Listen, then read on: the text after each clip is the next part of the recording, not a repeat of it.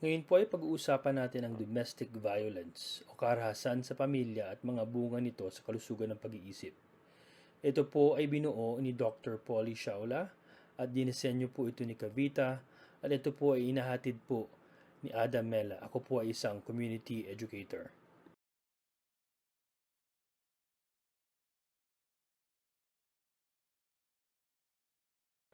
Ang salungatan sa tahanan at kaharasan sa pamilya ay mga kritikal na issue sa kalusugan ng publiko at panlipunan na nakaapekto sa individual, pamilya at komunidad sa maraming antas. Pag-unawa sa domestic conflict at family violence. Ang domestic conflict, ang mga patuloy na hindi pagkakaunawaan o hindi pagkakasundo sa loob ng isang sambahayan na maaaring hindi kinakasangkutan ng pisikal na karahasan ngunit lumilikha po ito ng isang pagalit o emosyonal na nakababahalang kapaligiran. Ang kaharasan sa pamilya o family violence naman ay sumasaklaw sa physical, emotional o psychological, sexual at pinansyal na pang-aabuso sa loob ng mga relasyon ng pamilya kabilang ang mga matalik na kasosyo at mga bata. Ang mga anyo ng kaharasan sa pamilya. Ito po ay tulad ng physical na pang-aabuso, emotional at psychological na pang-aabuso, pang-aabusong sexual, pang-aabuso sa pinansyal, at pagpapabaya.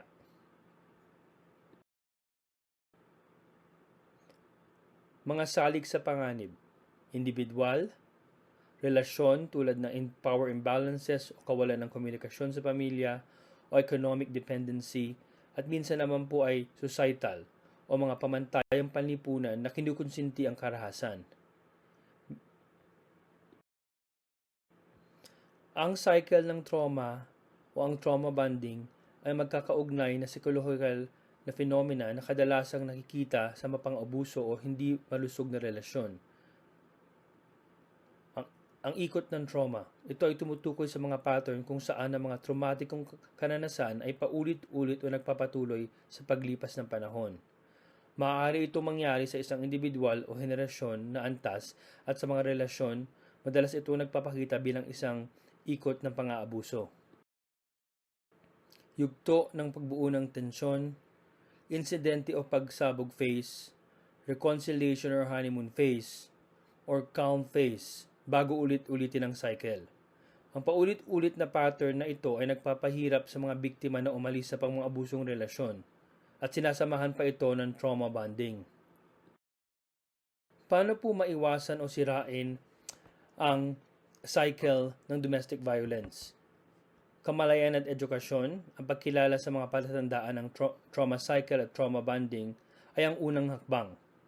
Therapy at suporta, pagtatag ng mga hangganan, pag-aaral na tumatanggi, at pagprotekta sa physical at emotional na kaligtasan ng isang tao ay napakahalaga po.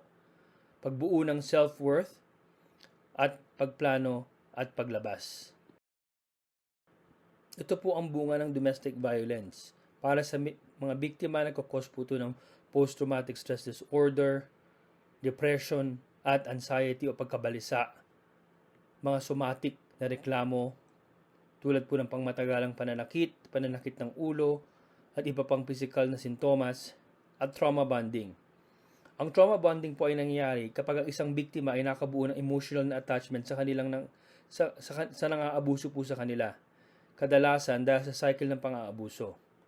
Ang attachment po na ito ay pinalalakas ng pagsulput-sulpot na gantimpala o kabaitan o pagmamahal sa panahon ng pagkakasundo. At pagkalipas ng panahon, lumilikha po ito ng isang malakas o nakakalitong psychological na bonding. Ang mga pangunahing tampok ng trauma bonding.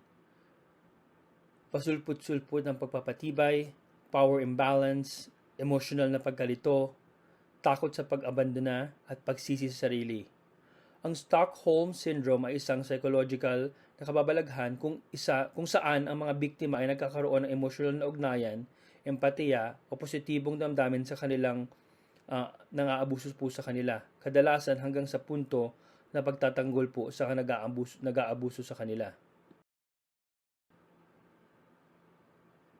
Ang mga pangunahing aspeto ng Stockholm Syndrome ay kinabibilangan ng pinaghihinalaang banta at survival instinct, paghihiwalay, power dynamics, at cognitive dissonance. Habang ang Stockholm Syndrome ay hindi formal na kinikilala bilang isang diagnosis, ito po ay nagiging komplikadong tugon ng mga tao sa trauma at pinanghihinalaang kabilang sa mga survival instinct ng mga biktima.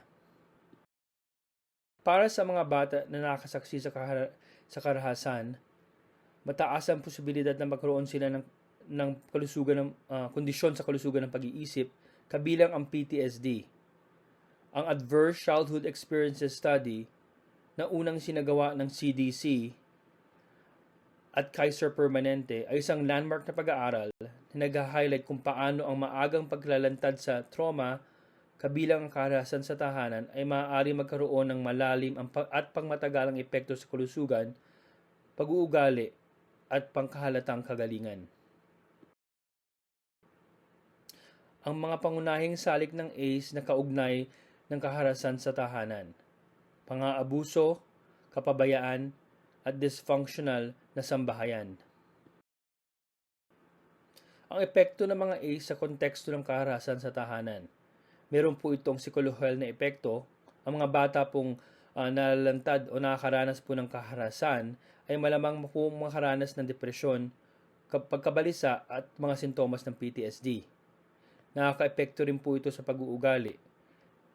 Tulad po nagkakaroon po silang agresibong pag-uugali, paggamit ng sangkap, at peligrosong sexual na aktibidad dahil po sa kanilang adverse childhood experiences. Ito po ay nagdudulot ng epekto sa kalusugan, intergenerational trauma, at may mga statistics po na nagsasabi na 3 to 4 times na malamang na makaranas o gumawa ng kaharasan sa matalik na kapareha ang mga taong nakakaranas ng kaharasan sa tahanan. Ang mga psychological dynamics sa mga abusers: power at control dynamics, mga pagganyak. Ang mga nangaabuso ay madalas na naghahangad ng matatag na pangingibabaw bilang isang paraan ng pagbabayad para sa mga pakaramdam ng kakulangan, kawalan ng kapatatagan, o pagkawala ng kontrol sa iba pang aspeto ng kanilang buhay.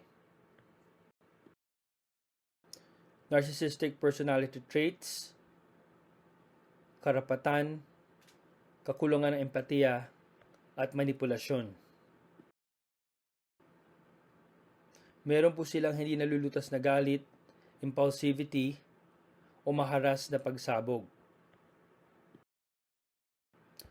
Minsan po ay meron naman silang mga cognitive distortions. Nagbibigay sila ng mga katwiran, tulad po ng sinasabi nila na pinapagalit nila ako, nararapat sa kanila ito. Minsan, inire-reframe nila na hindi ganoon kasama ang ginagawa nila o normal naman yung ginagawa nila.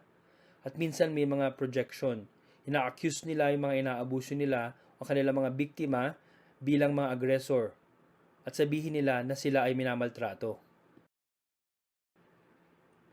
Meron naman tinatawag na intergenerational transmission of violence. Maraming mga nangaabuso ay lumalaki sa mga kapaligiran kung saan ang karahasan o pang-aabuso ay nanonormalize na umahantong sa pagpatuloy ng mga naturang pag-uugali. Ano naman po ang mga estratehiya sa pamamagitan o mga pamamaraang batay sa katibayan? Trauma-informed care. Pagkilala sa epekto ng trauma. Kinikilala ng diskarte na ito na ang trauma ay isang malawakang karanasan na maaaring makabuluhang humubog sa pisikal at emosyonal at psychological na kagalingan ng isang individual. Ang mga prinsipyo ng trauma-informed care.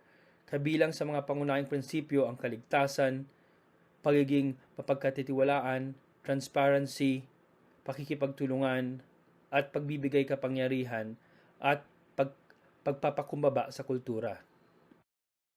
Therapeutic approaches ng cognitive behavioral therapy.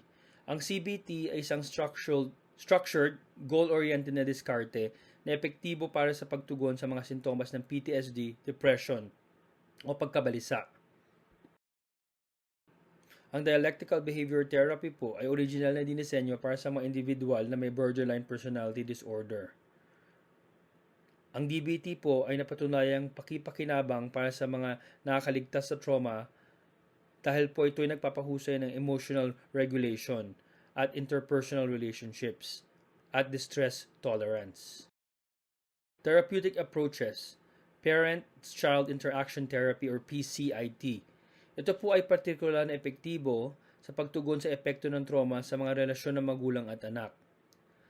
Ang ebidensya po ito ay nakatuon sa pagpapahusay na positibong pakikipag-ugnayan sa pagitan ng mga magulang at kanilang mga anak, pagpapabuti ng mga diskarte sa pagiging magulang at pagtugon sa mga issue sa pag-uugali sa mga batang naapektuhan ng trauma.